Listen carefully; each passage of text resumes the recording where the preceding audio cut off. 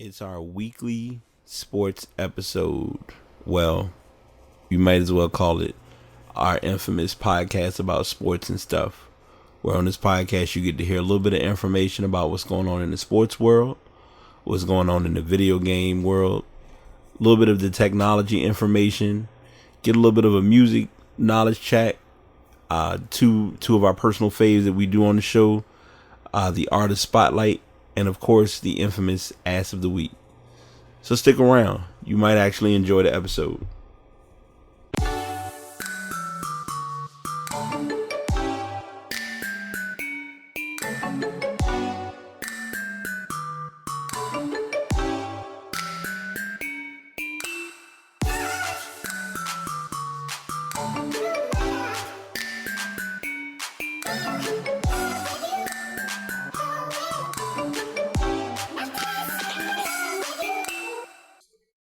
Episode 140 of the past podcast After Dark, as we called it. Your host BT back. Got my co-host rolling with me again, Dimitri on the ones and twos. Yeah, we're back at it again. He had if I'm making sure I got this right, a bit of a disappointing start before the match, and I'm kind of having a salty moment right now with my team as far as wins and losses. So we'll get into those stories as well. It's quite a bit going on this week with this show, and also what's going on in the world. As always, the podcasts are uploaded to Spreaker.com. If you want to listen to any previous episodes, you can also listen to them on pastpodcast.com. Microphone being used for the podcast is the Blue Yeti microphone. If you're looking to listen looking to listen to episodes, you can go on iTunes or through the podcast app if you have an iPhone. To all my Android users, because I have had this address with me, there's a program called Overcast that will play podcasts for anybody. Just subscribe, check out the shows, and you can go back and listen to any shows and any blunders and foolishness and stories that we've addressed over the weeks with the show. So we have week 14 that we're projecting ahead to. Before we jump heavily ahead, we'll go ahead and talk about what's going on this week in week 13. As mentioned earlier, Atlanta had a bit of a rough one against Minnesota. Mm-hmm. And it's ironic because Carolina's playing Minnesota this week. But we have quite a unique circumstance of events coming up over the next few weeks, especially as the game is kind of ended now. Carolina just lost to New Orleans, so kind of went the way it did. And it's almost like a lot of teams are trending while other teams are streaking, and it's a matter of just who's going to kind of get that moment going.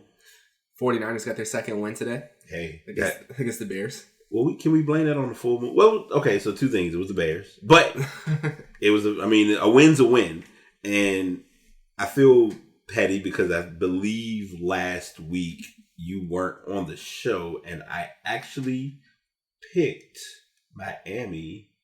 Yeah, I did. I picked Miami this week, so I'm proud of myself. So it's a good thing I wasn't here because I definitely would have been the case. I figured that would be the case, but I was like, let's just try. But tonight's game, as you all know, will be Philadelphia at Seattle. To give everyone an update, because I do want to make sure I'm a man of my word, week 12, factoring in week 12's matchups, both of us, shockingly, both went 12-4.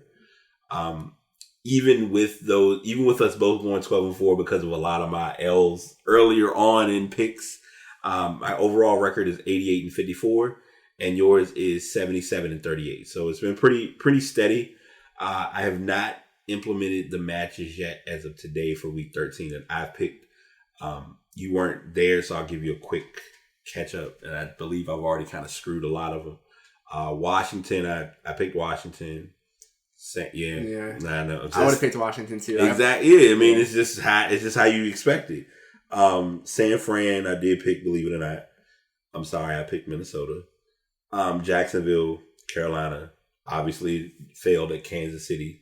Miami, Green Bay, Detroit, New England. Detroit failed miserably. Yeah, Detroit doing what they do well. New England, Tennessee, Chargers and Rams, Oakland, Philly for the late game, and Pittsburgh. So those are what we have. Those are what I had for the week that we're in now.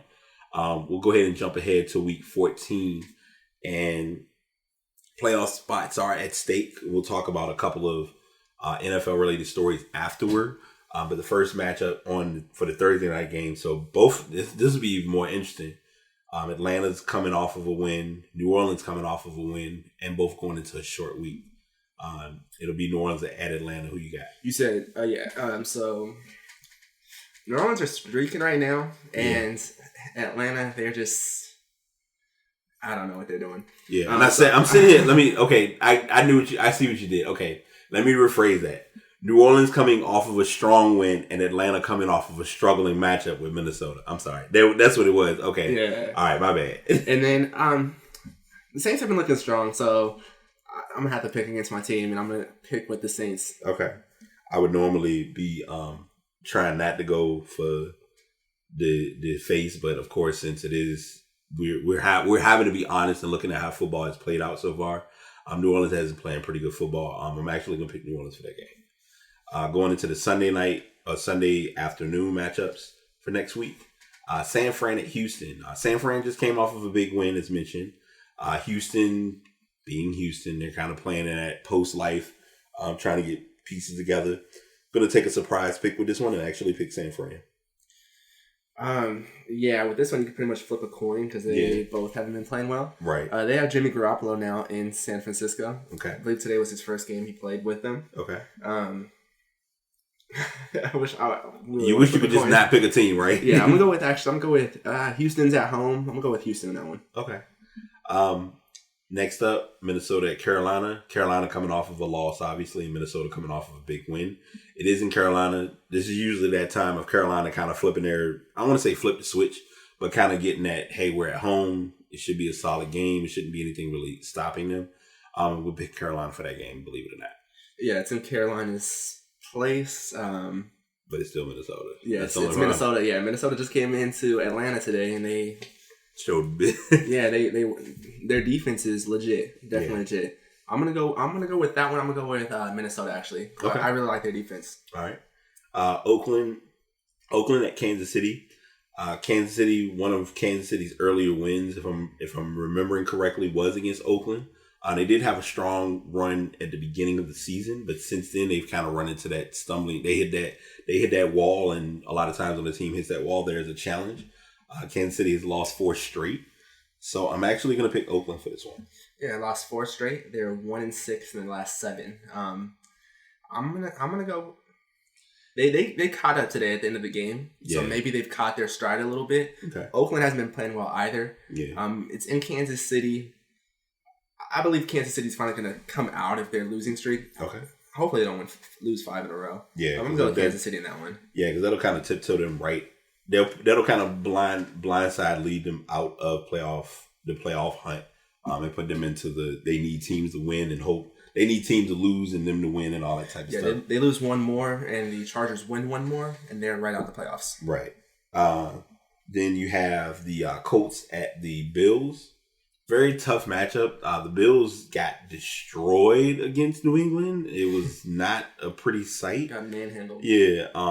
Colts, you really kind of been getting the bits and pieces with them so far. Yeah. I'm actually going to go ahead. I'll go ahead and go. I mean, this might be that time for them to bounce back. I'll pick the Bills for that match. I feel the same way as you. There's no team like there's a few teams in the bottom of the AFC, let's say, that you can start to feel better against. Right. The Colts are one of those teams. So I'm going to go with the Bills in that one as well, too. All right. Seattle at Jacksonville. Jacksonville's been up and down. They had I will give them credit today for having one of the best celebrations for a touchdown where they were doing like a rendition of basketball. Leonard Fournette was acting like he was shooting a free throw. And everyone was trying to box out for the ball while he was shooting the ball. I'm surprised. It's showing how much more fun it is with the NFL. But despite that, it's Seattle. I know they're on the road, and it's kind of been like we don't know what we get with Seattle, but I'm actually going to take Seattle for that one.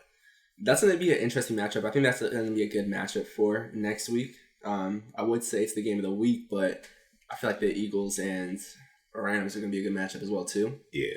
But with that one, that's iffy. I'm hoping Jacksonville wins that game, just because for playoff purposes. Exactly, for playoff purposes. But I think Seattle's going to win it though for playoff purposes. Okay, so I'm gonna go with Seattle. Gotcha. All right, Detroit at Tampa Bay. Tampa Bay's been very off the radar, to say the least. Detroit's in a unique position with Stafford being injured. I'm not sure if they gave an update as to whether he would be playing this week or not. I mean, this upcoming matchup. This will probably be my wild card and my surprise pick. I'm picking Tampa Bay. You picking Tampa Bay over the Lions? It's a blind shot, but I'm just taking a chance. The Lions got blown out today by the Ravens. Yeah. Hopefully, I'm thinking that they're going to have a bounce back week at Tampa Bay. Tampa Bay hasn't been playing that well at all this year. They're kind of a mess. I'm going to go with Detroit in that one. Okay. Green Bay at Cleveland. Josh Brown made his appearance today. From what I gathered, he looked pretty good. He still, hasn't really lost a step. Green Bay, I don't think it's this week. I believe it's next week that Rodgers will be back. It's still the Browns though, so I'm picking Green Bay. Yeah, we were talking about that actually at work today. I was like, anybody in here could go play quarterback for the Packers and they'd probably beat the Browns. Yes. So I'm going to go with the Packers in that one. Yeah, because we still got that. If anyone has not seen that image, I've shared it numerous times. The quarterback carousel going on in Cleveland is a very interesting scenario. And it's been like that since Tim Couch was selected. The Bears at the Bengals gonna pick Cincinnati. Not even doing much of a discussion for that. Chicago's been questionable to me. Bears almost beat the 49ers today. Lost by 1. Yeah. I'm gonna go with the Bengals. The Jets at the Broncos, and the Jets, they did pull off a big victory. What's interesting about that game, and I didn't talk about this, he could have been asked of the week for the podcast strictly because of it costing the Chiefs the game, possibly. There was a flag thrown against the Chiefs, and the player picked up the flag and threw it into the crowd. So that just made it more of an ammunition of, like, you're not doing it right. I've never heard of that before. Yeah, it was a one-off that caught me up completely off guard. Of course, he got ejected. He'll probably get fined. Who knows? Maybe. I doubt suspended, but Noah Akib Talib, I think I'm probably mispronouncing his name. It's the Jets. I'm gonna probably be blind because, as you mentioned, the Broncos have no quarterback, so I'll pick the Jets for this one. Yeah. The Broncos are still trying to figure out their quarterback situation, and as you said, Talib is out. Yeah, you just gotta go with the easy name first. Talib, yeah. You know what I mean? Yeah, right. But I'm gonna go with the Jets now as well too. They've been playing pretty well this year, actually. Some of their losses have been close losses. Mm-hmm. They've been in most of their games, so I'm gonna go with the Jets. Now, to give an update, and I think I'm probably a week off because I know I have to remember my weeks because I know the incident happened last week, so they missed. He didn't play this week, so he would be playing next week. But even still, if he played or not, still no. I believe he's out for 2 games. It is 2. It is 2. Okay, he's out for 2, and so it was with Crabtree. They're both out 2 games. So to give an update, because you may not have remembered, they did 2. They were initially going to do a 2-game suspension. Oh, they reduced it to 1. Yeah. Okay. They reduced it to 1. So yeah, they still kind of deserve 2 though. But yeah, they do for that action. Their actions were very over the top, but I mean, they also, I think it's so ironic because Talib just was the random chain pull was just unnecessary. Tennessee and Arizona is going to be something. I don't know what to call it because Arizona's not really in the race, but Tennessee has been kind of on the come up. This is kind of their turnaround year, whether people realize it or not. So I will actually take Tennessee for that game. Yeah, I agree with you on that one. Tennessee's been playing well this year. Them and the Jaguars in that division have been playing well. Yeah, I'm gonna go with Tennessee in that one as well too. Okay. Washington at the Chargers. Washington kind of showed their true self this past week. Yeah. So that's where that question mark comes into play. And then Los Angeles, as I always say, the Chargers are the December team. So I'll take the Chargers for that one. Yeah, the Chargers have been up and coming recently. Mm-hmm. So I'm going to go with the Chargers as well, too. Especially since the Redskins, you just can't really count on them. They've had so many injuries as well, too. Yeah. So that kind of takes them out of it as well, too. They are. Right. And yeah, they just have a lot of things that happen to them as well too. A lot of turnovers. Yeah. Capping off a couple more 4:00 games. Interdivision rivals in so many words. Dallas at New York. Cowboys at Giants. The Giants, supposedly they're going to be having a new coach starting this game. And Dallas came off of a win. I don't want to call it an impressive when they come off of a win. I'll take Dallas for that.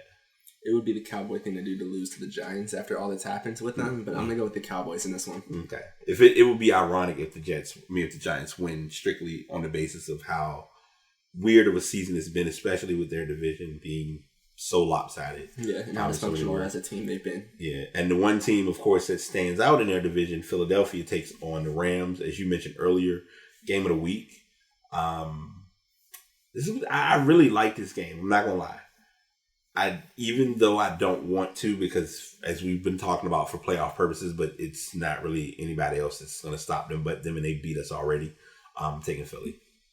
Yeah, Philly's been on a roll, and at this point, it's just better to get bet with them than like against them. Yeah. Just like with the same thing with the Browns, you might as well bet against them since they've been proven right so far. So I'm gonna go with the Eagles in that one. Right. However, I think it's gonna be a good game because I like the Rams and how they've been playing. Also, their offense is very high powered. Yeah, they're still, as far as getting in the playoff, they pretty much can lock in the spot unless it's something really awkward happens. They'd have to lose out to literally not make it. The 8:00 game, as we all know, the love-hate relationship. A lot of people if you talk any football, Ravens and Steelers, it is the true definition of a love-hate relationship. I have friends who I know who don't talk to each other and set up bets due to games like this. I would be a fool if I didn't think that Baltimore could make a wake-up call, but it's still Pittsburgh. It's still Antonio Brown. It's still Le'Veon Bell. I'm going to go Pittsburgh. Ben Roethlisberger usually has he doesn't really have great games against Baltimore all the time, and I think the Philly Rams matchup is more like an offensive matchup, even though they both have good defenses as well too. Generally with Pittsburgh and the Ravens, generally like a defensive matchup. Yeah, I'm gonna go with the Ravens in this one. They've been trending upwards. Yes. So I'm gonna go with the Ravens in that one and how they've been doing recently. Okay. And the Monday night game, I don't have to ask you because I kind of already know. New England's playing Miami. I'm going to pick New England. And you just want to go to the next topic because I already know. We know he's picking New England. So I'm going to go ahead and make sure I remember to say that because I don't want to just not say it and it's not addressed. Okay, New England. So those are our picks for week 14. I almost forgot which week it was because I'm literally having to remember that I'm ahead a week. And to give an update on a couple of scores currently, the Rams did beat the Cardinals and the Raiders beat the Giants. So now we're sitting with Philadelphia playing the 8:30 game against Seattle and the Monday night game between Pitt and Cincinnati. So it should have some good matchups in store tonight and tomorrow. So before we continue with the next story, we're going to talk about the next story, but then I'll ask a question first because I was surprised even when I shared and talking to you with the story. Did you know that there was a players coalition happening? Now, I didn't really know about that. I thought it was generally just like the kind of like how just the NFL Players Association. Right. That's what I thought it was. Okay. I didn't know they had their own coalition. Started just due to this cause. Yeah, I didn't know that. No, I think, and to be fair, so this is a good thing. So they're mainly putting meetings together that's generated a coalition in October. Based on Donald Trump's comments related to player protests, discuss protests and how to address them. Also related to police brutality. They wanted to kind of get a way to get attention out there. They teamed up. So Malcolm Jenkins and Anquan Bolden founded the Players Coalition, which worked with the NFL to come up with solutions towards the problems of police brutality and racial injustice that's driving player protests during the national anthem. So it's mainly their way of saying, we're bringing to people's attention, this is why people have been protesting. Because the assumption of protesting has been, okay, they're protesting because of the flag. They're protesting because of everything else that isn't the main topic, this is the main topic that it was about. And the most recent story, one of the players who first took a knee with Colin Kaepernick, Eric Reed, along with many other players, have decided to withdraw from this coalition. Yeah, it was Thomas, safety from the Dolphins, as well as I believe his name was. It was a defensive lineman also who had not a defensive lineman, an offensive lineman, Russell Okung, who also had left the coalition as well too. Yeah, just due to they felt like their voices weren't being heard, right, and considered in it. They felt that they were in the meetings at first. I believe we spoke about it in the first. We've spoken about this a couple times now about this about everything that's happening with it, included with Colin Kaepernick and how he was first invited to the first meeting. How we talked about like if he was invited to the first meeting, things of that nature. Yeah. Jenkins says that Kaepernick was invited to the first meeting, and they're saying that no, he was never invited to the first meeting. And then that leads on to the second one, leads on to a little bit later on. Reed is saying that Kaepernick was kind of like kicked out of the coalition. Okay. And Jenkins is saying like that's not true. Yeah. But Reed's still feeling some type of way just because his voice was never heard in this agreement, and just feels like he doesn't know where the money's really coming from. Okay. He thinks that it's coming from a couple of other causes. And he doesn't feel like it should come from the causes. It should come from like the owners. Like if it's not affecting the owners or things of that nature, like the owners aren't giving into it. They don't really care about it. You know what I mean? They aren't concerned. Pretty much. I hate to say it, and I'm not. I'm not spinning away from what you just said. Mm-hmm. I'm just looking at it as the overall picture is that the owners are concerned about one thing. Well, two things: the money that goes in their pocket and the shield. And I know I bring this up every week or constantly whenever we do the podcast about on the sports end. Nothing is allowed to be bigger than the shield. Colin Kaepernick has become bigger than the shield. This issue has become bigger than the shield. Because of those factors, it's a problem. Now that it's become a problem, we don't want this to be what it is and be handled the way that it has. But what's ironic about it that, I mean, this isn't talked about in any of the information here. Kaepernick's not hurt one way or the other if he does or doesn't play in the NFL. He would like to play in the NFL. I feel his likeness towards doing it isn't as high as we expect because he has other things that he's doing and he's working on that we just aren't hearing about because as anyone else would do, if you're making moves or you make an action, at the most you may do Twitter posts or may socialize and give information, but it's not as publicly addressed as this story is in itself. Yeah, he's definitely doing things behind the scenes as well too. He has his own nonprofit organization, and that's what Eric Reed was talking about maybe joining because he's like, I don't want to be a part of this. If you guys are speaking on behalf of everybody who protested, right? But you're not including them in the talks. So that's where they kind of felt slated. Mm-hmm. They feel like the money would be coming from funds that are already allocated to breast cancer awareness and salute to service, right? And they feel like it shouldn't be coming from that. The money should be coming from just like the owners. It should just be another.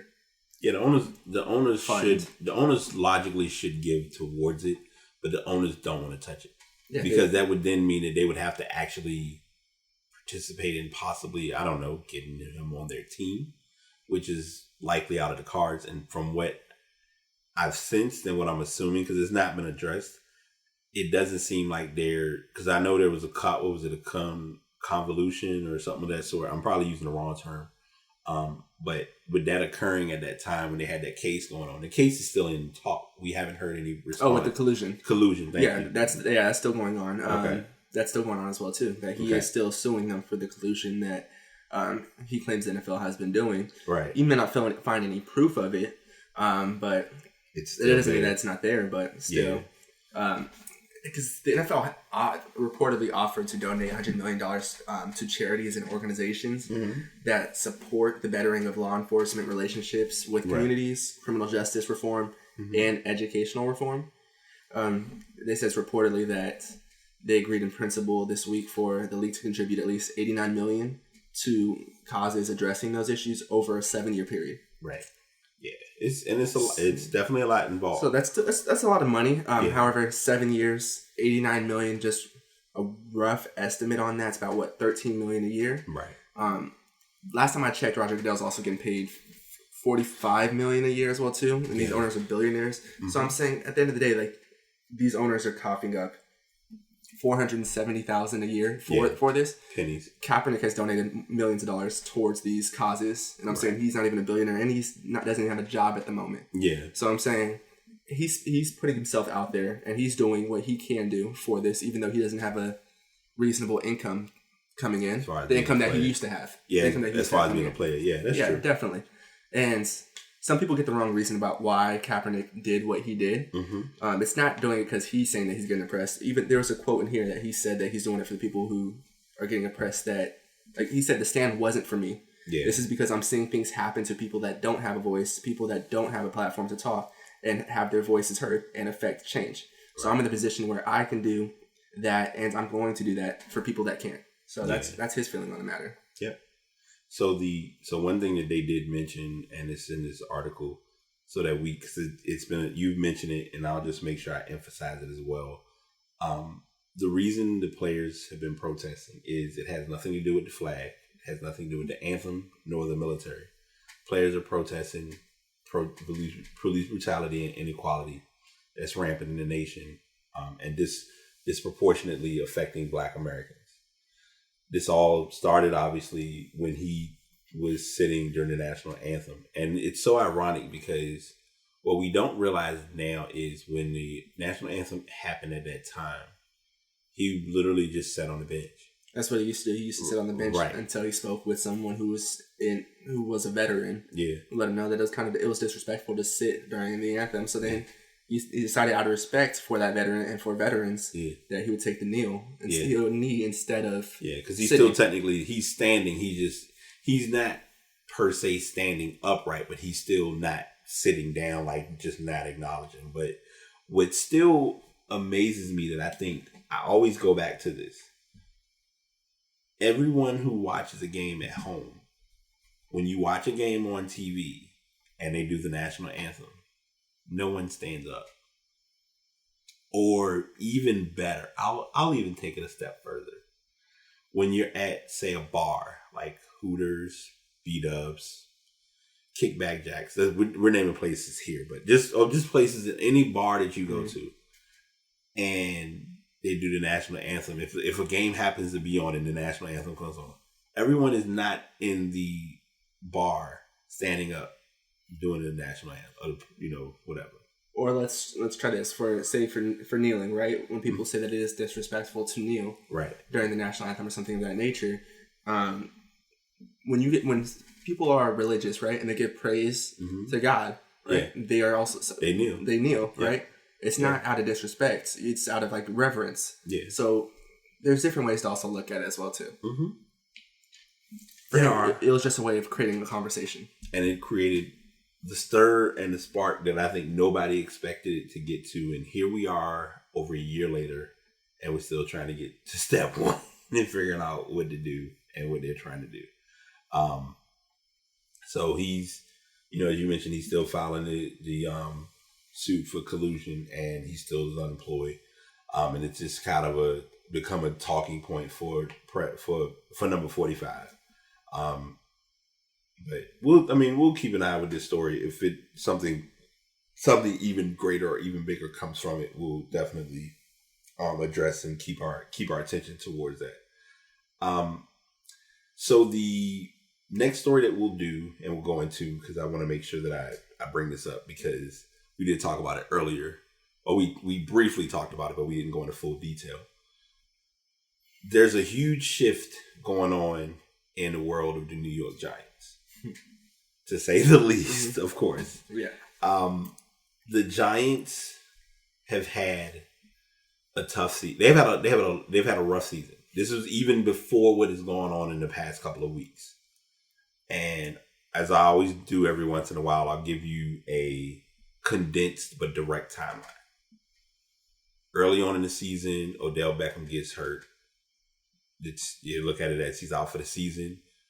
Brandon Marshall decides he's going to sit out. He had an injury. He decided he wasn't going to play for the rest of the season. I'm not sure if he confirmed as making a statement of retiring, but he's, kind of left and doing his own, trying to get back to full health. Trade deadline comes. question marks come is Eli getting traded. Eli doesn't get traded. Eli's name never gets mentioned. There were no offers made to get Eli to a new team. Fast forward to last week, it was kind of almost evident because the story presented itself because it was misinterpreted and assumed of Eli got benched. That's not technically what happened in start. The presentation was Eli would play the second half of the next game. No, it's supposed to be that he would play the first half. He would play the first. Okay, so then he would still get his starts. Okay, so you would keep the start. That's right. That's okay. Thank you. See, that's why I have you. That's why teamwork helps me out because I'll forget. So yes, he was initially it started off as he would start, mm-hmm. But then the second half, I know second half was a factor in there in the midst. Second half he would be benched and he pretty much wouldn't finish the game. Eli's response was, well, if I'm not playing the full game, and I'm paraphrasing, if I'm not playing the full game, I'm not going to play. And you can just go ahead and just not have me start. Or not, I'll just sit and let y'all do whatever it is you're going to do. So here it is now, 2-9. Giants make it clear that Geno Smith is their guy. Trying to see if they're saying that he's fired or not. Oh, okay, never mind. It's the Bob McAdoo watch. Okay, so now it's just a matter of waiting to see what's happening. Sorry. But now we're at this stage where the questions now come into play. You don't have the kryptonite Patriots in your way. You've gotten your 2 Super Bowls. There's been somewhat of a legacy built in the years of you playing. We know Eli's one of the worst clock managers in the NFL, but he's still a somewhat decent quarterback. Him going to another team, will that help? Is that going to be the solution, or are we just going to see him? I don't see him fading off into the sunset. For Eli? Yeah. For Eli, that's going to be interesting to see what does happen with that this offseason, just because I feel like more of the conversation is about the Giants as an organization. You know what I mean? With McAdoo as well too. You can't really put all the blame on Eli Manning. Absolutely. Because going into last year, they were a playoff team. They went 11-5, lost in the first round to the Packers. Yeah. But they were still a playoff team, and their main concern, what should have been their main concern, would have been the offensive line because they couldn't create a hole. They couldn't protect Eli last year. Yeah. So you would think that, okay, going into the offseason, let's go ahead and pick up some more offensive line. Mm-hmm. No, let's go ahead and pick up Brandon Marshall. Let's go ahead and pick, you know what I mean? Let's pick up different things, not offensive line. And then when we get to the season, they can't protect Eli. Right. And he has the 4th fastest, I believe it's 2.9 seconds that he passes the ball out, and that's the 4th fastest among quarterbacks who started day one. Yeah. And I'm saying that's just because he has to get the ball away, otherwise he's going to get hit. Yeah. True. So the position that they put him in isn't great. Mm-hmm. And Ben McAdoo, to be honest, he hasn't really shown that he's a great coach as of yet. And he's not a great person at inspiring anybody. Right. He feels like since everybody is paid to be here, so they should do their own job. Yes. But your job is to inspire the players, so you need to do your job also at in a sense. Yeah. And also Jerry Reese, their GM, hasn't really done a great job either recently. Right. He was there for their championship, their last championship. Mm-hmm. However, I haven't really seen much since then. Yeah. So, do you think he lost? Do you feel as though McAdoo lost the team? Yeah, McAdoo's lost the team. Did he lose them? Because he's been. This is what his second. This is second year. So, was it more? Because if you look back at it and really think about it, when they had if I'm making help me, Tom Coughlin. Yeah, they had Coughlin. Okay, so when they had Coughlin, everything was fine. I think they were looking at it as they were making this change and this adjustment as far as, okay, we getting the old guy out of here. And I know that's kind of a bad way of putting it, but this is the same guy that got you 2 rings. That's what they were saying about Coughlin. They were saying that Coughlin kind of had lost the locker room towards the end of his stint there. Yeah. However, Ben McAdoo's only been there for 2 years now, and he's starting to lose the locker room. At least Coughlin got 2 championships, 2 Super Bowls out of it. And I apologize, Jerry Reese was actually there for the second one as well, too. Yeah. However, recently, they hadn't really done much over the last 6 years since 2011. Right. So, at a certain point, you have to kind of start looking at, maybe it's not just the quarterback. If everything else isn't good around the quarterback, then it's not going to work out. Like when in 2015 they picked up Eric Flowers, who's supposed to be a good offensive tackle. Yeah. He obviously has not been a that. no-show, yeah. Yeah, exactly. So they've done some things that obviously haven't worked out great, and they're saying that they're using this to check out and evaluate the two quarterbacks, and Geno Smith and Webb. Yeah. However, how are you gonna, like, if someone who's won two Super Bowls, maybe he's not who he used to be. Of course not. Yeah. However, he still has some of that in him. You know what I mean? If he's not doing well or decent in that environment, how are you going to expect someone else who's younger, who's less experienced, to do well in that environment? Yeah. And how do you expect to get a good evaluation out of them? Yeah. In that situation, you know what I mean? Like, it's a very adverse situation that they're going to be thrown into without an offensive line. Oh yeah. And without any wide receivers, because their receiving core they're beat up. Their receiving core is bottom line trash, close to mediocre. It's because everybody else who was a starter is beat up at this point. Yeah. Like, and everybody else there is just because even if you were to give Odell Beckham to Geno next season, that doesn't mean that if we go back and every time I remember that draft so heavily because Geno Smith was like in the struggle in the green room of getting picked up, whether he would be picked up, whether he wouldn't be picked up. He got picked up by the Jets. Mm-hmm. Didn't really have the greatest showing.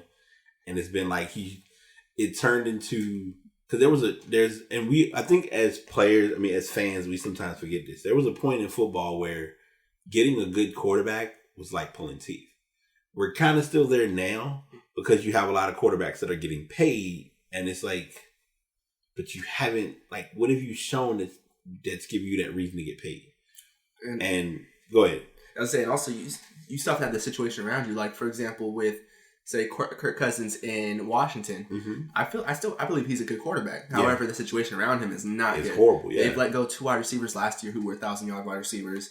They just have done other things that were questionable as well too. Letting go Alfred Morris a couple years back. Yeah.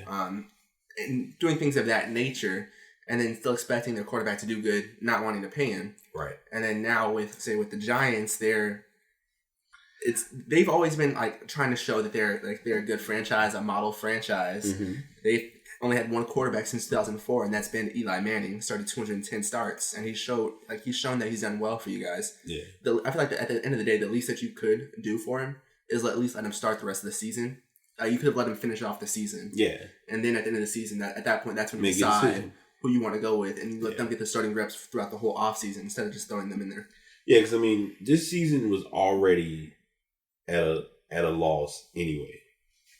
Yeah, I don't believe there's any Giants fan after the first few weeks, especially after Odell Beckham went out. Yeah, that was like, this is our chance to go make it. Yeah, you're right. And I think it's just a tough spot because Eli's in a very, very unique position with the NFL and where he stands. So if you look at it and you really think about it, and I'm just pulling up an article because this is going to surprise you, and a lot of people may or may not know this. What we're not seeing either, and this always comes into play. How old do you think Eli is? 37. Right. No. It's in the story. So yeah. So you look at it. He's going, and he could start, possibly coming back by the age of 37. And you thinking to yourself, in football years, that's that time of we trying to send you out to pasture, but it's like it might not be time. But then on the same token, you're not looking at it like comparing it to a 40-year-old Tom Brady.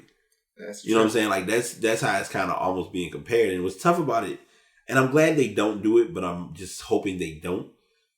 You can't put him and his brother in the same category or in the same conversation because they play totally different as quarterbacks. Peyton, they made sure they gave Peyton a line. Eli was a mixture of line challenges. You in like one of the roughest divisions. And also, I always say this too much about him. He was never good with clock. He could never manage the clock to save his soul. In the first quarter, he was guaranteed to burn a timeout at least once every couple of games. It was in his nature. It was in his DNA. He also turned the ball over a lot. He was never perfect, but that's also why a lot of Giants fans loved him as well too. Just because he did have. It was funny because a part of the article had me laughing a little bit. Just because it said Some weeks he'd hit every receiver in stride. Yeah. Other times he'd hit the back of their heads. Yeah. But just like his goofy facial expressions, that's what kind of made it more endearing. Yeah, because he was gonna be who he was. He stayed like Eli made the definition, or the true definition of staying true to who you are.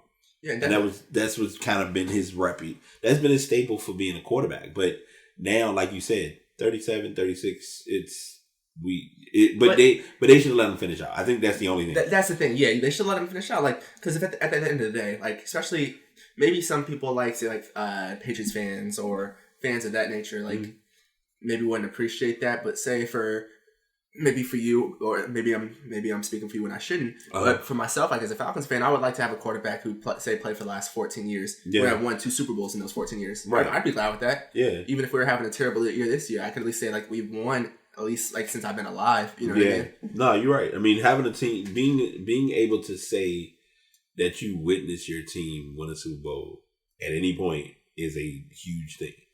And in our lifetime, seeing Eli win 2 championships, you don't have. And those were memorable championships too. Exactly. They were over Tom Brady, the GOAT. Yeah. So, I mean, you look at it, and one of them, they broke the record that was almost like, had the Dolphins on ice, but then all of a sudden they lost, let's break out all the champagne again, because we know ain't nobody going to beat our record. So, all those things come in regards to that. So, if Eli gets a starting job, great. I don't think it's going to be with the Giants, though. I think they've kind of made it clear they're moving on. So, they're just kind of going to have him there for these next couple of weeks. Yeah, I feel like it was also a mistake for what they did, and didn't McAdoo as like I feel like his conversation, like his interview when he came out was like not all great quarterbacks got to choose like how they left or something of that nature. I'm like, you're kind of forcing him out. Yeah, and now it's gonna look bad because it's almost like they kind of seeing you out the door, because here it is now. It's just amazing because they don't have like a set time period of when or what's gonna happen, but we know sooner than later he'll be fired or released as a coach. So have basketball stories. I know you mentioned it. I want to make sure I address this before I forget. There was a shakeup in college basketball. College football. There was, and it was very surprising. I walked into work today. My colleague was like, "So Bama made it in." Yeah, I was shocked at that. What shakeup were you speaking of? I think for me the biggest surprise, because I knew Auburn losing was going to knock them out. I knew Wisconsin losing was going to kind of leave them on the outside. But I thought those both moved with the team that beat them. That's what I thought happened. That's what I thought was going to happen. Yeah. So you look at it and then you break it down and get into more in-depth detail. Okay, Georgia got in. Georgia got in with a unique situation because they beat Auburn in the SEC championship game, which was kind of a home game since it's yeah. And they lost because if I remember correctly, they had lost to Alabama early on, right? Lost to Auburn, so they got a chance to rematch Auburn. So there was a rematch. So to have that be a 1-1 and offset itself, it is what it is. Alabama was in this position of they ran through their table. Their one loss was to Auburn, and then it's like, okay, Auburn, all you got to do is win out, you good. Yeah. Miami had a certain similar situation. They could have played in. They could have played in and just coasted. They was pretty much sitting on the outskirts, and it was basically Clemson. Clemson kind of has had their control from day one. Well, so Miami did too, because they were going to meet. They had a collision course to meet in the ACC championship game, and then Clemson showed up, and Miami was a no-show, nowhere to be found. Yeah, and because if Miami, if to remember correct, if Miami had won, that would have been an even more interesting scenario to see how that would have gone down. Now, I believe Miami would have been in and Clemson would have been out just due to that would have been 2 losses now on the record because they had already lost to Syracuse, and that was already a pretty bad loss. Right. It was understandable because Kelly Bryant got hurt during that game. Yeah. So it was understandable, but still would have been. Yeah, and Oklahoma was kind of obvious. I already saw. I mean, they would have had, unless they lost. That was the only way they were out. Then it would have been a question. I would say that, in my opinion, I think that they're not the favorite, but I think they're my favorite to win it. To win it all. Yeah, I can see that. I think they'll be a good. I think Oklahoma's that X factor. The tough part is I don't see Georgia being an issue for them. I see whoever wins the Clemson Alabama game, because a lot of the immediate assumption is Clemson should be able to win, but we know Clemson and Alabama have a true. This is literally like the constant. This is the year after year matchup of Clemson Alabama. Clemson Alabama, because this is like I think their third or fourth time. And I think like if I was Clemson, I'd rather be playing probably Georgia than Alabama. Right. However, Alabama's not great this year either. Yeah. Alabama has a few holes this year, but then it's not as known. It's not as noticeable because they've kind of just been able to coast through there. They literally have had a Powerpuff schedule. To a degree, their strength of schedule is still 36, so that's not absurdly high, but it's not crazy low either. So if they haven't had like a lot of great wins either, I believe their best wins against like Mississippi State. Yeah. So that's not like such a great win either. But also like I feel like with winning the title, winning the championship, you kind of have to have a great quarterback also. Yeah. Unless you're Alabama with a great Alabama defense. Yes. And Alabama doesn't have that defense this year, especially with a couple of injuries in their linebacking core.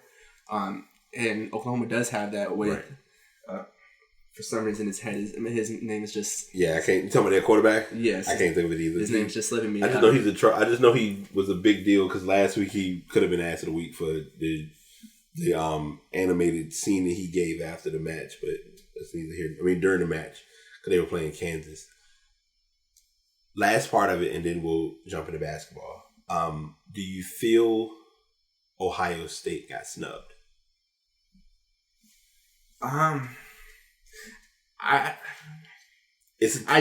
To a degree, yes, and to a degree, no. Because they had their own fate in their hands. Because they lost 2 games before they got to the title game. Yeah. Like who? So they lost to Iowa, who was 7-5, and they also lost to Oklahoma as well too. Okay. So they they had their chance to make it in. Yeah.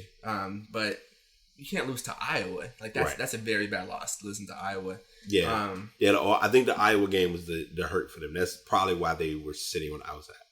Yeah, that's what I think it was too. I think it was the Iowa game, and that's just a bad loss. Also, what I feel like what had a factor in it as well too was Nick Saban like a little bit later afternoon yesterday. He was kind of stomping his feet a little bit, saying like how Alabama deserved to be in, and how Ohio State didn't deserve to be in because of their 31-point loss. Yeah. So he was saying a little bit. It was a little bit of shade. Yeah. Yeah, Steph. I mean, I You gotta stand up for your team. Yeah, but as far as them naming their run for who they had, I think Baker Mayfield. Yeah. Okay, Baker Mayfield. Yeah. I think I'm not sure if he's a Heisman candidate or not. I haven't even heard. He's a Heisman favorite. He's a Heisman favorite. Okay. So I know there was one player with Louisville that was like a favorite, and then he had an ignorant moment against Kentucky, and then it just kind of went downhill for him. He's already got a Heisman though, so he's okay. He got a Heisman last year. He got the Heisman last year. Word. Well, speaking of not really Heismans, but I know we mentioned earlier about people being let go or parting ways. David Fizdale was given the boot a little later than Earl Watson was with Phoenix, but we knew Phoenix was a little different. He shouldn't have been let go before McAdoo. You think, who was that? Fizdale should have been let go before McAdoo. Fizdale is an interesting story, and as y'all know, I'm guilty, and I tell Dimitri this all the time. Sometimes I'm guilty of not reading stories because some stories don't have to be told, but some of it you kind of can look at and kind of put pieces together. Fizdale did not have the greatest of chemistry with the lineup he has. He and Marc Gasol did not see eye to eye. Bottom line. Marc Gasol was the guy. Marc Gasol was an multi-year all-star, great player. Mike Conley, on the cusp of being an all-star player, but it's the battle of being a point guard in the Western Conference. Mm-hmm. So with that being said, those are that's your core. Now we ain't gonna talk about let's not point out or not ignore. You have Vince Carter, who was, as we call it, on the end of his rope. Oh, before I say that, because I'm gonna ask you, and this is very random. Would you consider or would you have Vince Carter be a Hall of Famer? Vince Carter? Yeah.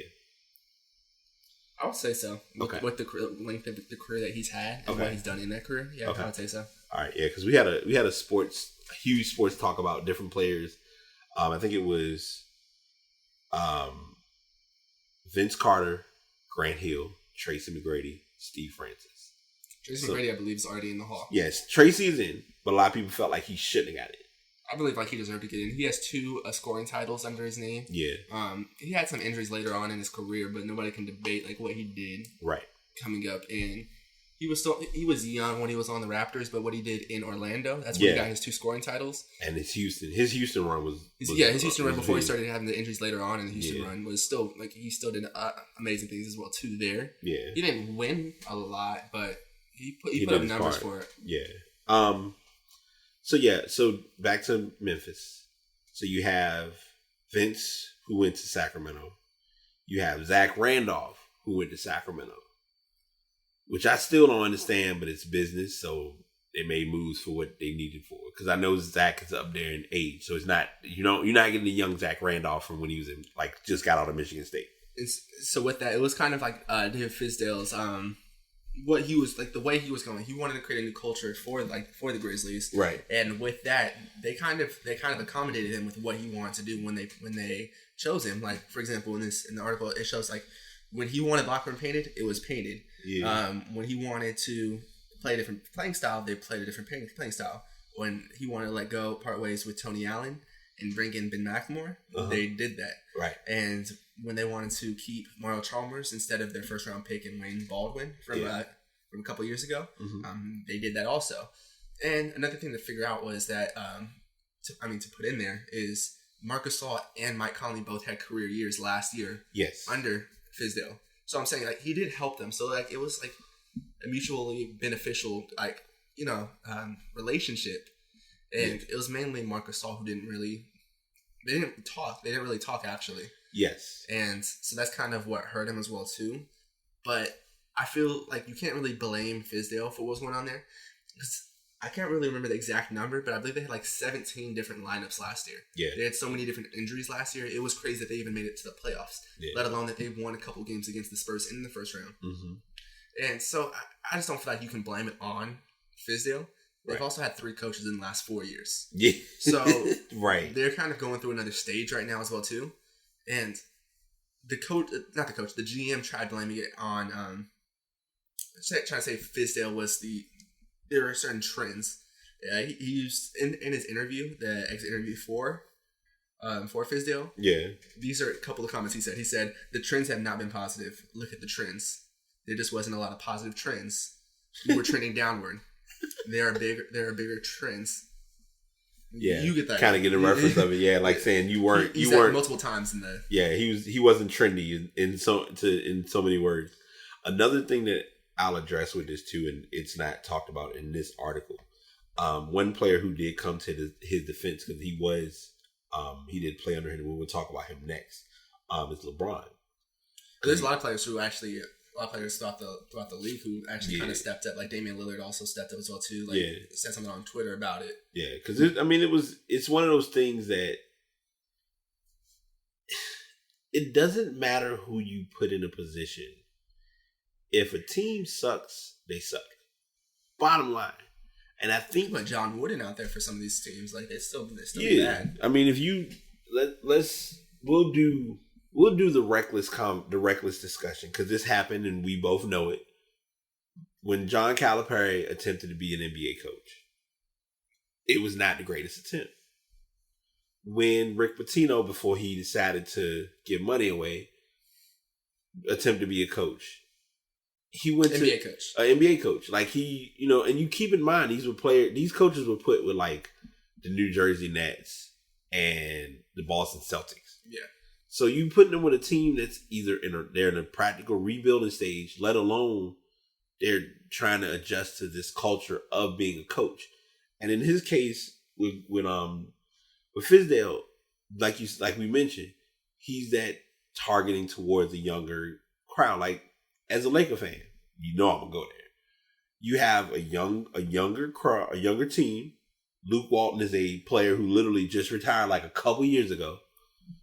And I don't think he should be coaching that. I don't think he should have taken that job because generally, when it's like a new developing team like that, there's a coach that kind of like gets the blame for them losing, and then the following coach gets the credit because that's when they kind of start to figure things out. Yep.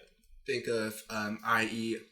Mark Jackson and that's actually what I was going with. Mark Jackson Steve Kerr. Exactly, because Mark Jackson, he was there for the first few years, like when they weren't playing so well, and that's when Stephen Curry actually started to get healthy. Yeah. And then they started to build on it, and then right when the Warriors were on the cusp of it, and he kind of created that culture for them. Yep. They brought Steve Kerr in. He kind of changed it up a little bit, added a little bit more to it, added a little bit more spice to it. Yep. And then now, you know what I mean? They're the team that they are now. Yeah. I still feel like, and this is probably real savage for me to say it, I feel like Mark Jackson should get a ring for that team. But I know that's unrealistic because he didn't coach the team, but he was pretty much... He should at least get another opportunity. I'm surprised that he hasn't got another job. Another coaching job, yeah. Definitely.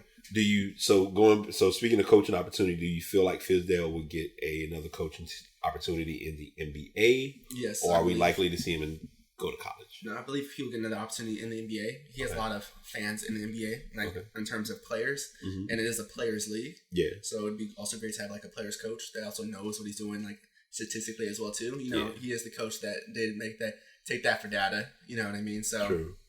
What was my next question? Do you think Bickerstaff is the answer?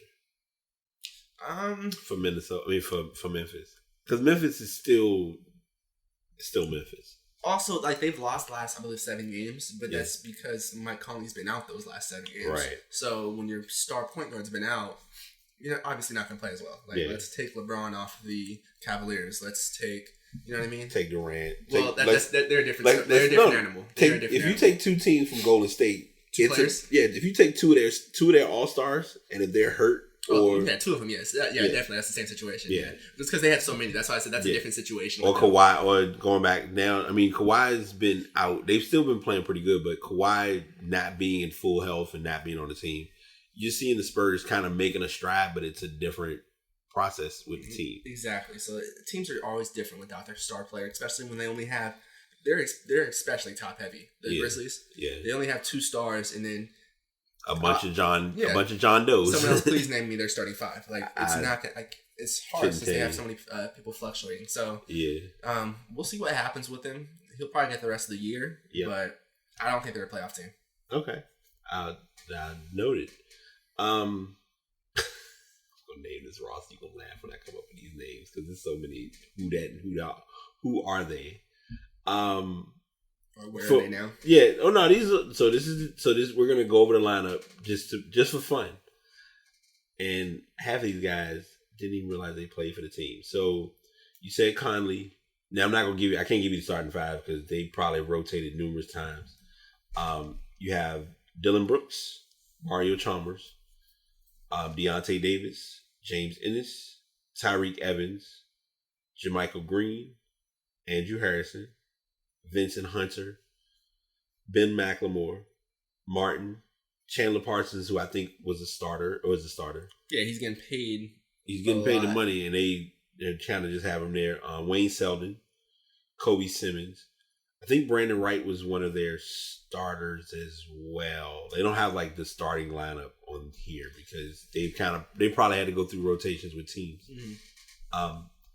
So now this is a monumental story because I didn't realize how much basketball I've watched of LeBron, but I did realize that he's played for quite a while. He's had moments of close circumstances of things occurring, but after 1,082 games, LeBron was ejected by he got 2 technical fouls. He got one too. He got like 1 technical foul and ejected. Yeah, it was like he got the tech, and then the ref just was like he kicked him out the game for it was a foul. He felt like a foul should have been called, and he went to Kane Fitzgerald, who's the referee doing that game, and kind of expressed his feelings about not getting the call, and the referee wasn't pleased. Yeah, and the referee's response to why he kicked him out of the game was a culmination of a couple different acts. Immediately after the no call, he turned and threw an air punch directly at me, and then he aggressively charged at me, And then he used vulgarity in my ear a few times. Yeah, go for it. I'm gonna pass this to you because I got some. You kind of gonna look at it probably how I'm about to look at it. I generally don't like to bring, because it's funny because I was talking about a kind of a certain situation with one of my coworkers about like how Steph Curry gets like certain calls that like other players don't get, like say like LeBron, like if LeBron threw his mouthpiece at like a referee, he would have got ejected or something worse would have happened or something of that nature. Right. And I was like, I don't agree with that to a degree. Okay. In this situation, I don't believe LeBron should have got kicked out of the game. I saw what happened. I had watched the game, and he went up to him to talk to him pretty much. Okay, yes, he's pissed. He threw an air punch. Like, did you really think he was going to hit you? Like, I don't get that. I don't like to bring kind of like race into it. Yeah. But like, are you trying to say because he's big and black that he's going to hurt you or something? Yeah. I don't get why him like walking towards you, him walking towards you and threw an air punch at you and then aggressively charged at you. He walked towards you to talk to you about this. Yeah. And then, I don't know. I've seen LeBron more mad than that, and he hasn't got ejected for anything of that nature. Yeah. And I've seen other players be more mad than that and just get a technical foul or something of that nature. Especially since when you're a superstar in the NBA, they kind of give you more leniency. Mm-hmm. But now when I feel like there's no leniency given, I feel like they're doing that a lot now in the league, though, also. Yeah. I'm waiting to see, because someone addressed this, and I know it's going to come up again. When is he going to be refereeing his next game? Because that's going to be an interesting interaction and how that's all addressed on court. Because then it's going to come down to, is LeBron going to be thinking about that in the back of his head? Is the referee going to come off and say, hey, I'm just going to give you a tech because you did something? Like, it's things like that that causes me to wonder. It was a weird situation because, number one, the foul should have been called. That was one of the few times that I look at it. Normally, I feel like LeBron gets superstar calls. And this year, he actually stopped getting calls, to be honest. Like, for how much he drives to the rim, right? He's shooting the least amount of free throws he's shot in his career. Yeah. So that's telling you that it's now, if we feel that you really were like attacked or something happened, then we'll address it and we'll deal with it. But in this case, no, I'm not giving you that. I can't give you that call. I mean, I'm sorry. No, he should have got that call as far as the foul. But the referee's reaction to what he feel occurred, the air punch, I don't think that happened. I mean, I think he probably may have gone over to him, but what the referee probably he did the air punch when after he threw the ball up. Yeah, he threw the air punch there, so he didn't throw the air punch at the referee. You know what I mean? Like walking towards the referee, he threw the air punch like in general. Like, you know what I mean? Right. So that's why it's like how he felt about it. That doesn't assess or is a reason to give him a tech leading to an ejection. Side note, and we'll go into the next story. I know it was last month, but we've hit that. I forgot how many years it's been now, but I found a video online of the Malice in the Palace. So it's kind of like, I know this has nothing to do with Malice in the Palace, but it's just a unique circumstance because I can remember when that all went down, and that's part of why the NBA had so many strict rules. But something this small shouldn't have been made this big. Definitely not. So ESPN has let quite a few faces go. They've laid off another 150 employees. They said it's more behind the scenes than actual personalities and faces that we know. You did mention, and I mean, John Clayton was kind of part. They had John Clayton. These individuals were let off back in April. Trent Dilfer, Danny Cannell, John Clayton, Jason Stark. They found itself in the middle of cultural and political wars. They've been searching for ways to cut costs, and we talked about this when we did this story last time, and I feel like it's the same way now. They're in a digital bind because if you really think about it, a couple of years ago, ESPN's motto and their staple is the worldwide leader in sports. Well, starting to lose a little bit of grip on that. Yeah, you have CBS Sports, you have The Score, you have Bleacher Report. They get stories to you quicker than ESPN can. And part of why we're able to do that now is because social media all it takes is, if you think about it, the Malice in the Palace at that time, phones were out, but you didn't have people doing half of what people are able to do now. No, definitely not. That definitely would have been on Twitter. That would have been on YouTube in the next 10 minutes of the whole everything that happened. So I mean, even at the event, they recorded and they explained how it all went down. So it was like, okay, it was what it was.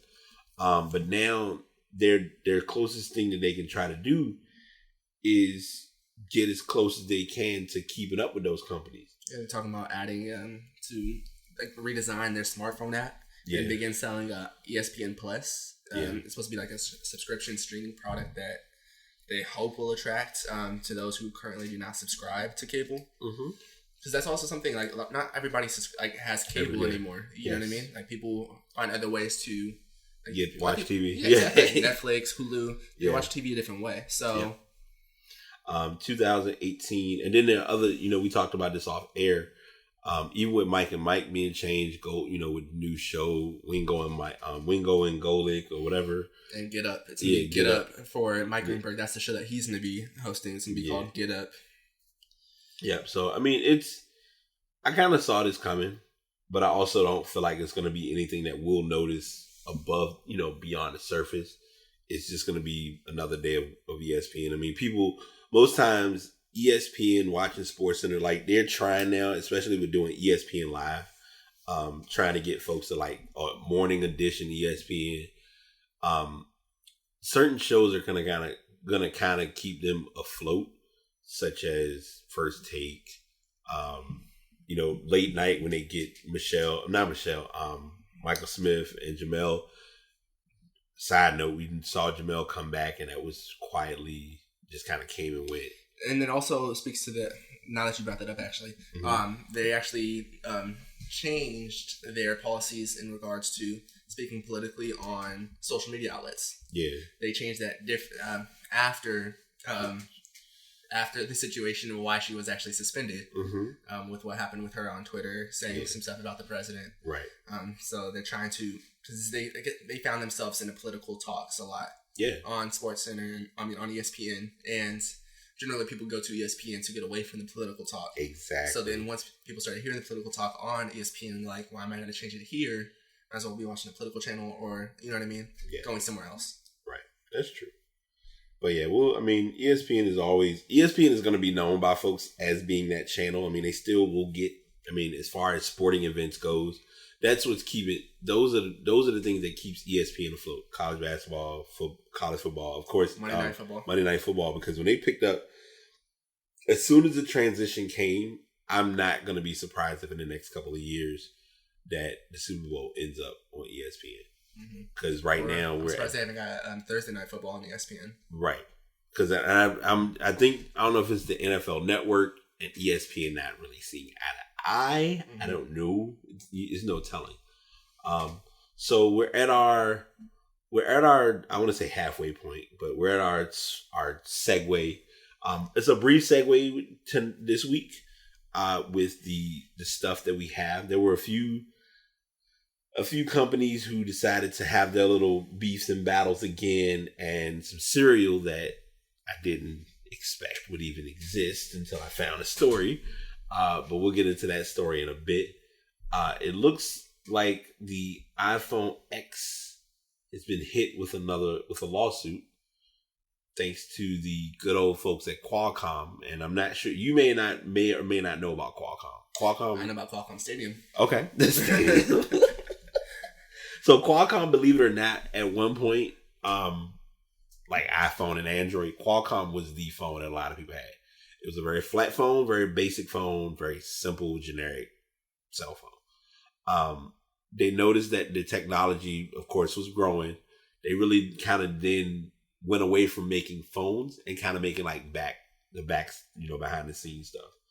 And that's no exception with the lawsuit that's being filed with the Qualcomm Snapdragon chips. With these devices, on November 29th, Qualcomm did file a lawsuit stating that the phones, including the iPhone 7 up to the iPhone X, violated 16 patents related to power saving, interfaces, and even the camera focus. Go ahead. I was gonna say, just the first part was, so it was Apple who sued Qualcomm over the Snapdragon chips, and then Qualcomm filed back. Yeah, so it's like a clapback. Yeah.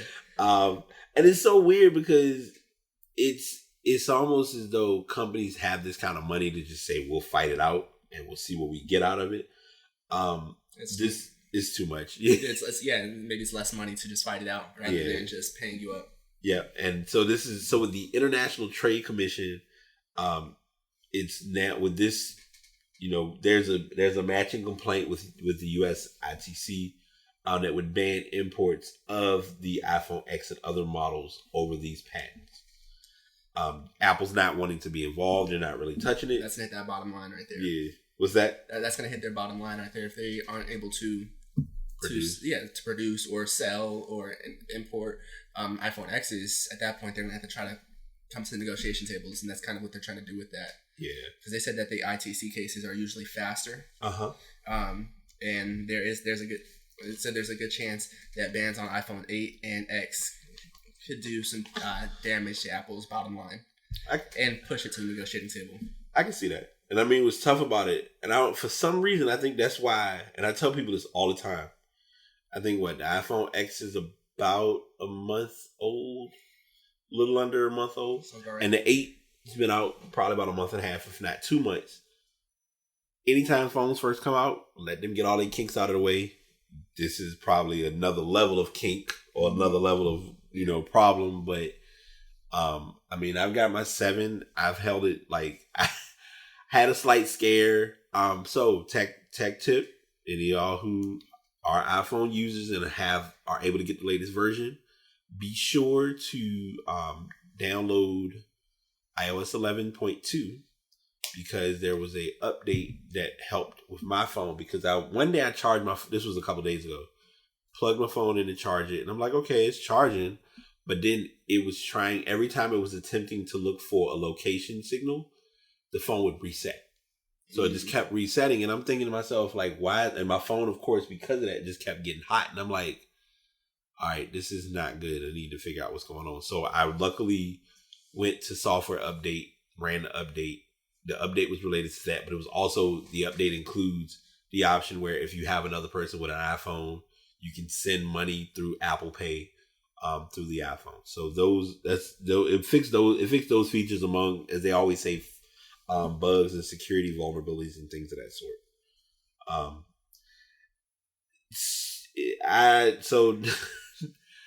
I get, and I'm sitting here I'm asking you, and then I'm looking over here, and he has cereal, so never mind. Speaking about patents. Yeah, patents is Nintendo decided to utilize Mario Odyssey to its maximum potential. Little did we know that their potential would include cereal. Yeah, they went a much different avenue than I expected. It's in December. They poured out that they're doing a Amiibo unlocking gold coins and hearts in Super Mario Odyssey. So as of next Monday, they're going to be presenting a mixed berry cereal with Mario themed marshmallows. I feel like from looking at this, and from looking at this offhand, because I didn't want to read the next sentence because that then just would tell it all. It's spinning and coming up with the rendition of being Lucky Charms. Instead, it's stars, and for the wheat part, you could say. I don't know what kind of part that is, the actual cereal part. Yep, it is. And then they say it's berry flavored. Yeah, so that way they don't get hit with any possible fines for it. They said they're flirting with it though. They tiptoeing right on into it, and if you look at, this is what I call branding 101. If you are looking at the link for this, it shows a picture of Mario with Cappy, which is the hat that he's wearing, eating a bowl of cereal, someone pouring a bowl of cereal, or pouring milk into a bowl of cereal, and Super Mario Odyssey playing on the Nintendo Switch in the background. Very classy presentation of selling. So I have a little brother, right? Uh-huh. I don't live with him anymore. I don't live with him anymore. Right. When I lived with him previously, it would with kids eating and games or something of that nature don't go well together just because they don't eat. They don't eat anymore. I also they just don't eat. Yeah, you know what I mean. They'll just be playing that game. So I can understand, like, as a parent, I really wouldn't like that. You know what I mean? Yeah, that's true. I never would even factor that into the equation because most cases you look at it as, okay, turn the game off so you can eat. Then after you finish eating, then you can play the game. And in most cases, because we're now in that technology era, you're more focused on the technology than you are eating. And then later on, you're like, I'm hungry. Well, that was what we had breakfast or Super Mario cereal for, but you didn't eat that. So it kind of puts parents in that tough spot. Yeah. And to add to what you stated, this is it's a powered up partnership with Kellogg. It's an exciting way for them to expand the Nintendo brand. They're always looking for new opportunities to bring smiles to people of all ages. Super Mario cereal will be a big hit. They're hoping that, and they'll get an actual amiibo of the Mario holding a giant spoon, which I doubt that'll happen, but we have to see what happens.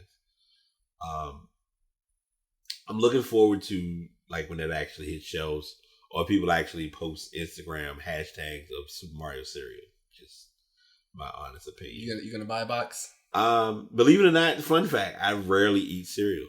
So if I were to be a cereal guy, I probably would, because Lucky Charms was in my because we did a conversation about this, like, top 3 cereals, and I think Lucky Charms was in my top 3. No, I'm sorry. Lucky Charms is my top 5. So, but I got my 3 are like, it's like right on the outside. But okay. Yeah. Going into outside and going into a definite outside the box. I know this was outside the box for you, and for me it was a little bit outside the box, but this is kind of like my parents growing up music. But then I coming as I got older, it was music that I learned and valued to this day. The group Ron Rudolph, O'Kelly, and Vernon Isley comprised and came together to make the group known as the Isley Brothers, who started their career back in the early 50s. They currently have one of the most influential and diverse careers when it comes to music. They've made quite a few albums.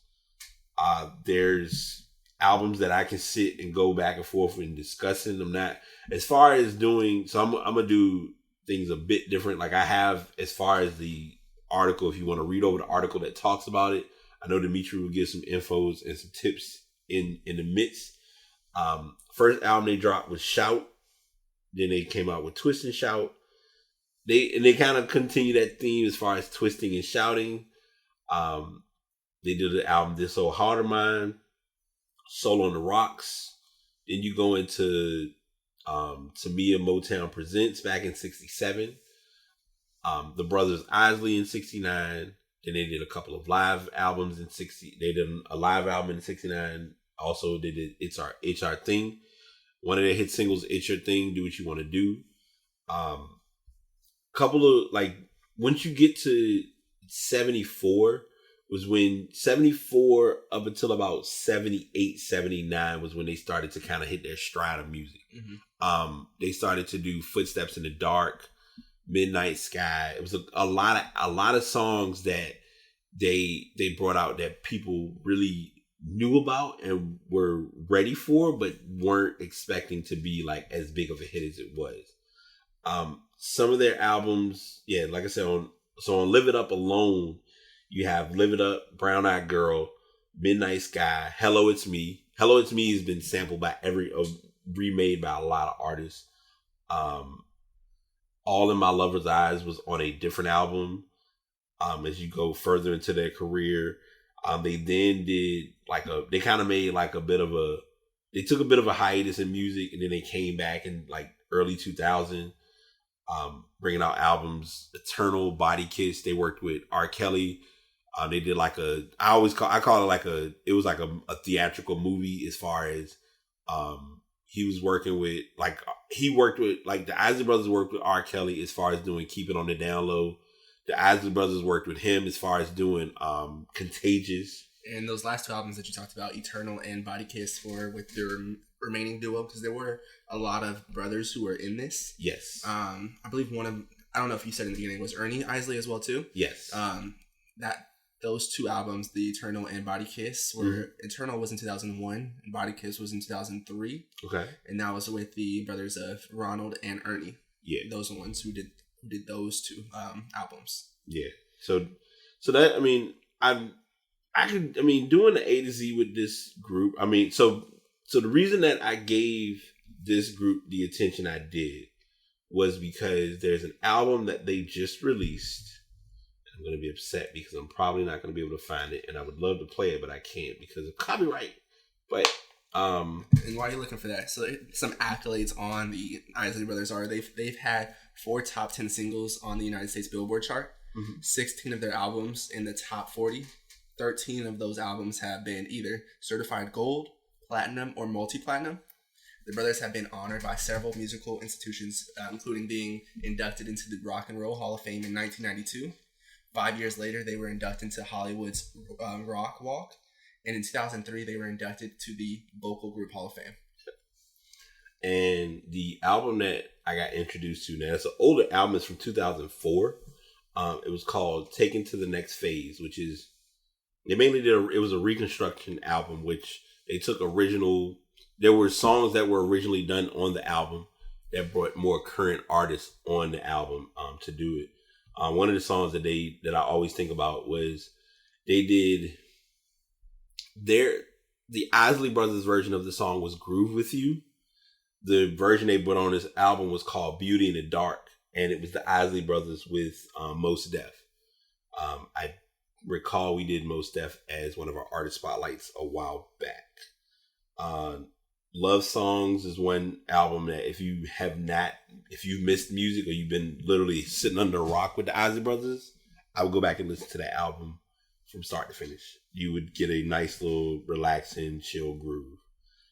So that's kind of mainly the A to Z and the carryover I have for the artist spotlight. And it wasn't that I'm not wanting to give you every single album and all that they did, but this was kind of like a near and dear, like close, like retro spin of music at the time when it was released. So if you like that soulful feel, like starting back in the 50s coming up to now, and they still kind of stuck with the times as far as new music, but they still kept that old soul, I would recommend listening to getting the Isley Brothers spin here and there. I don't want to do a segue of saying like we're gonna get some spins, but we had a couple of people who so our ass of the week is a no pun intended definition of folks who were ass of the week for being asses for messing with people's assets. That's the best way I can put that. Yes. And so yeah, just in society in general, there have been a lot that have been coming out with telling what's happened to them. Yes. Whether it be 10 years ago, 15 years ago, 20 years ago, 30 years ago. Yep. That was the case also with our first ass of the week was Russell Simmons. Yes. He ended up stepping down from multiple of his businesses after a sexual misconduct report. He had in this article, it speaks mainly about one of them. However, there were two. Yeah. One of them was a model who was 17 at the time, accused Simmons of coercing her into performing. Warning: these may be very detailed thoughts, so if you have any kids, they may not want to be around. So you can continue. Yeah. So she coerced. She thought that Mr. Simmons had coerced her into performing oral sex on him, and that was when she was 17 at the time. Yeah. A little bit later, says about 26 years ago, there was another person who felt that she was kind of, how could you put it? Like kind of forced, not forced, but not verbally forced, not physically forced, but she was kind of intimidated into performing sexual acts with him as well too. Yeah. She thought that he was about to give her a ride to her house. They ended up going in his car, like one of his cars with he had a driver at the time, right?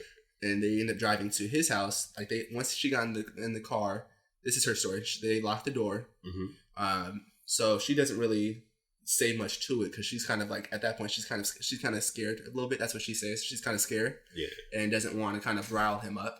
Right. So at that point, she's just going on with it, like kind of like what's happening. Mm-hmm. They get to his house. He kind of like guides her to the elevator, kind of quickly, and then they go up to her room, and before she even knows it, he's all over on top of her. Yeah. She's trying to say wait, like wait, and he doesn't listen to it. So then from there, it's acknowledges rape in so many words. Yeah. You mentioned this to me off air, and I will say this now, and this is relevant to this story. It was a good thing that him coming clean is him being accountable. Yeah. I have the utmost respect for that. I feel bad for what has happened to those who were, harmed or caused possible harm from this. Yeah. Because what isn't thought about is from the mental aspect, how this can affect someone.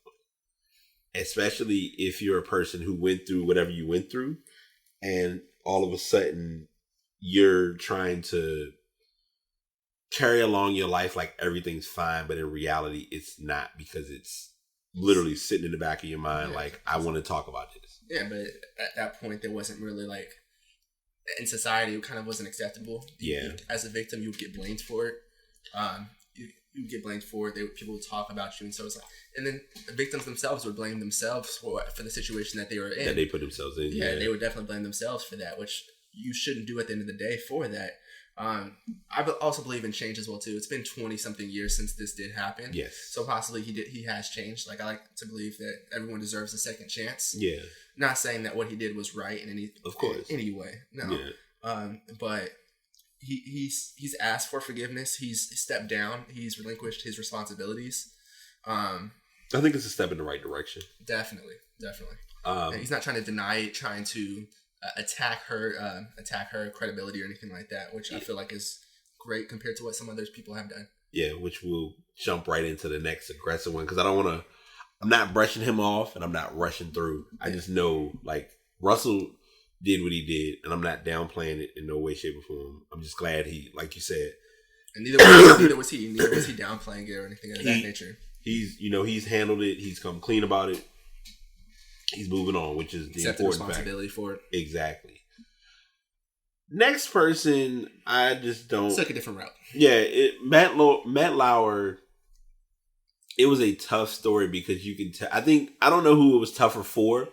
Whether it was tough for media to accept that it happened, whether it was tough for his coworkers that he deals with on a day-to-day basis, like to acknowledge. Co-hosts, they look like they couldn't process it very well at all, because you think of it, you work with this person on a day-to-day basis, and this also, like, you kind of should also know something is up too, because you can see behaviors, right? And since this has came out, like, they've shown previous interviews have shown, like, okay, like, obviously that's not in a joking manner, because now we obviously know what you have done. Yeah. So it's not in a joking manner. Like, some of the things that you do, like, we talked about this earlier, it's kind of like the old perverted geezer who's on the show, and everybody's just thinking it's funny. Yeah. Until it's like, okay, wait, no, there's more to it than that. Yep. It's not just words at this point. Yeah, so the story that we have saved, and I didn't even realize this. First of all, you went to the Winter Olympics in 2014.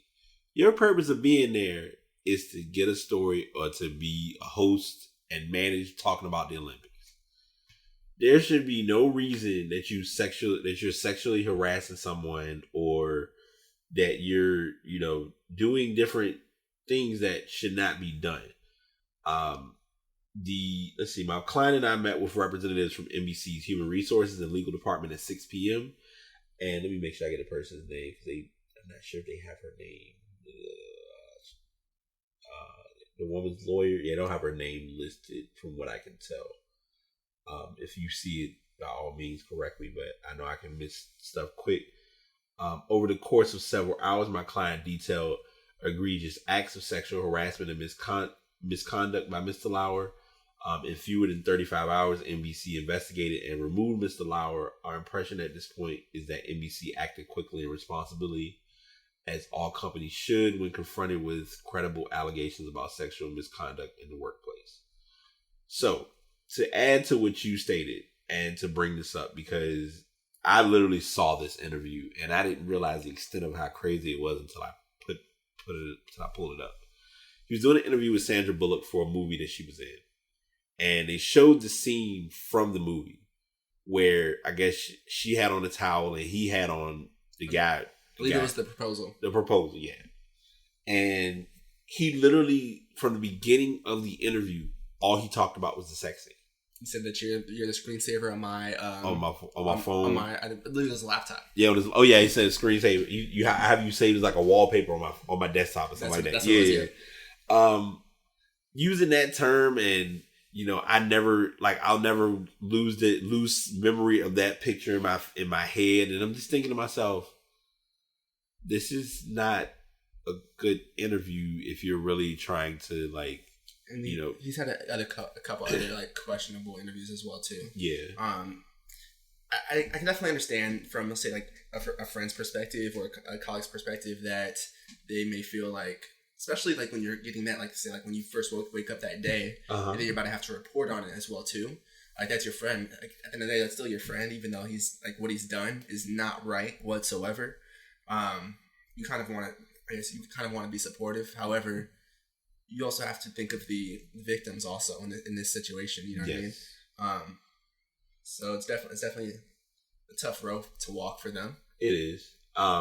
He's admitted that some of the allegations were true, and he apologized to those he had hurt. This is a different link I'm going on and just kind of reading, breaking down. It's kind of just a simple overview of looking at it as, he had been terminated so to give kind of the full story, he was terminated after a detailed complaint from a colleague about inappropriate sexual behavior in the workplace came to light. Early in the same morning, the chairman stated, on Monday night, we received a detailed complaint from a colleague, inappropriate sexual behavior in the workplace by Matt Lauer. While it is the first complaint about the behavior in the over 20 years he's been with NBC News, we were also presented with reason to believe this may not have been an isolated incident. I think everything's about trying to just get everything to come full circle and to just be addressed as, hey, if you did it, say you did it. And they kind of want to get ahead of it. They don't want to be behind it where they're losing advertisements and things of that nature, right, to back someone who hasn't been doing the right thing. They don't want to have that same publicity like some other news channels have had recently, because that has come out a lot recently. Right. There was a host on I believe it was CBS as well too recently that happened to. Yep. Of course, a couple people that happened with that Fox as well too. Yeah, Bill O'Reilly. Is still to name one. Yep. Yeah, I think Bill O'Reilly was ironic because I think Matt Lauer had Bill O'Reilly on as a guest, and he was asking him about his incident that had occurred. So it's just amazing that a couple of months later, here you are in this seat. Birds of a feather flock together. Yeah, pretty much. And he also, what I just found interesting at the bottom of the article itself, it said how his wife Annette famously filed for a divorce in 2006, accusing him of cruel and inhumane behavior. Yeah. But then withdrew the filing a month later. So that just makes you bring up questions. I wouldn't be surprised if now she's moved on and is probably like, it's been nice. They've been separated. Okay. Because I was going to say, I'm like, it's no way in the world she's hanging out. She would still be part of if this story came full circle. But then I was talking about this on the show I did earlier as far as the infidelity story with Jay-Z and Beyonce.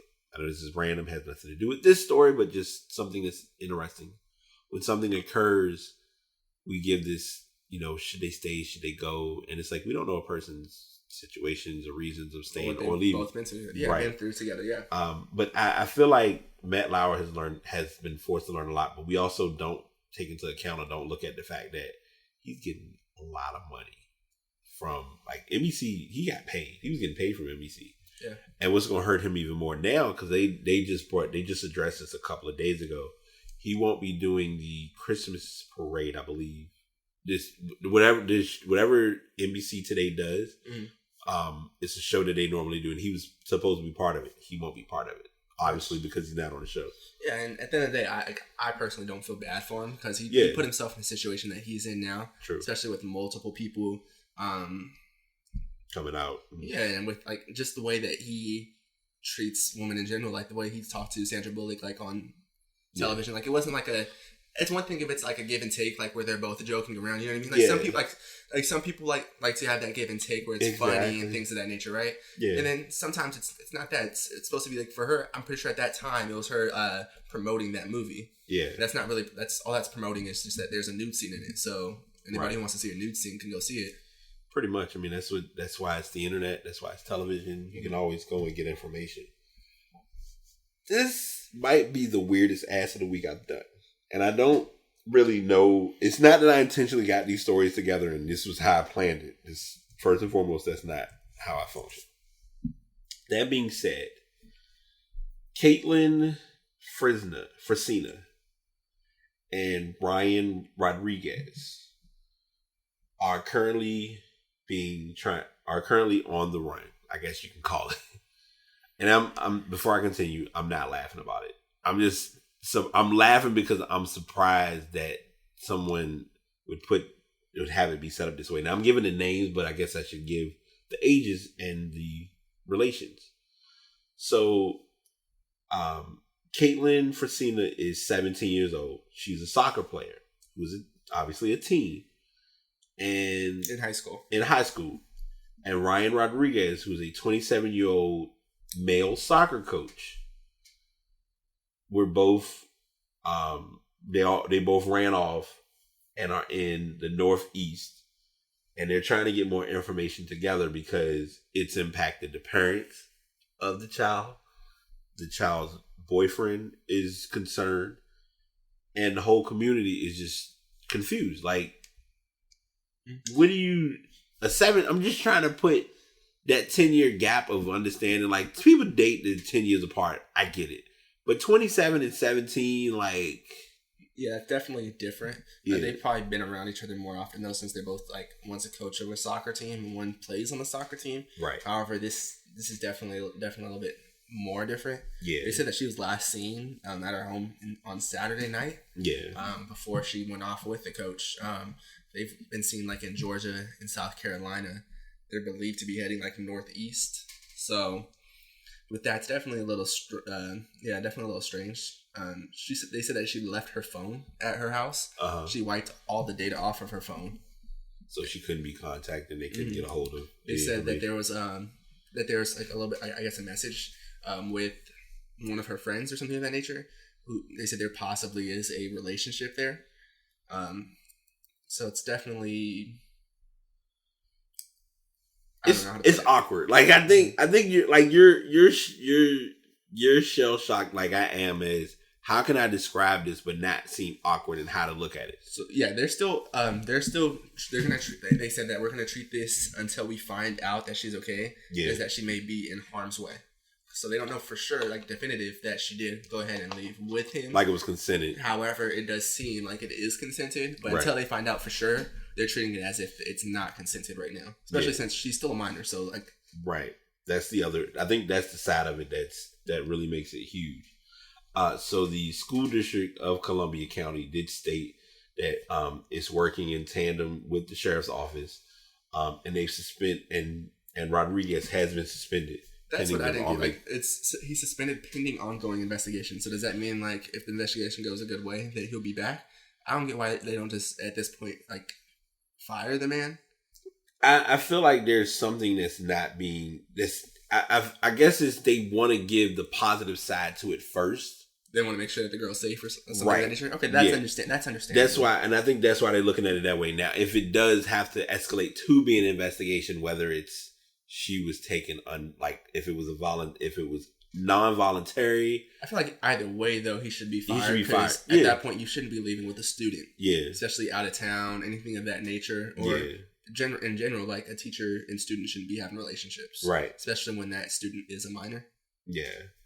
Now, and they also said that she did, and this let me turn off my job hat. They also confirmed that she withdrew $200 from an ATM in Georgia. Like, no one was not gonna know that. Like, come on. Like, you can't sit and do one thing right. It's like that to me confirms that she's possibly in on it. I don't know, and we're assuming he could also take the card money as well too. Yeah, true. Pull out the money as well too. Right. However, that's what cameras are there for, because there's always a camera at ATM anyways. So they're still looking into that. Yep. So if any of you have any information, there is a tip line they have, and that is 877-419-0934. So if you have any information related to this story, definitely don't keep it away. Like, you won't be considered a snitch in this case. I know that a lot of people worry about that title of that logic, and they're driving a red Mercury. Okay. Yeah, definitely. That's a red Mercury. Thank you. I'm glad you added that information, because people can try to get away, but we'll have the article in the article will be in the show notes as well to look over if you need to get any information or get any pictures of what the girl looks like or what he looks like. So a pretty good show. Yeah. We did pretty good. We only went 9 minutes over, and I told him this off air. I'm telling y'all, working on getting more organized and not dominating the stories, because we could have chipped in a whole lot NBA related, but we're gonna try to get a condensed flow with doing shows. So we'll be back at it next week. I think, as I always say, thank you for coming on and helping me, and doing the show, because I know I'm always like wild card, and like I may send information and then you might not hear from me for like a couple of days. So I definitely do appreciate it. Thanks for having me. It's been fun. Always, man. So until next week, we got more stories in store. We'll be tiptoeing into the holidays, solidifying some playoff seeds, possibly in the NFL. A little bit more fun, 2% with the NBA, and might throw some soccer info out there as it's all coming up. So until next time, y'all take it easy. Did you make it to the end of the episode? If so, I do appreciate you listening and tuning in. These episodes get more and more valuable, and I do appreciate everyone taking time to sit down and listen to the episode. Whether you're actually listening to it once it's uploaded on Spreaker.com/Brite Podcast, or if you're downloading it and listening to it on your own convenience. If you want to check out any previous episodes, just check out that page. And if you'd like to inquire or provide any information or feedback or suggestions toward the podcast, please send those emails to passpodcastbt@gmail.com. Thank y'all so much for tuning in. Enjoy your day. Have a good week and be positive.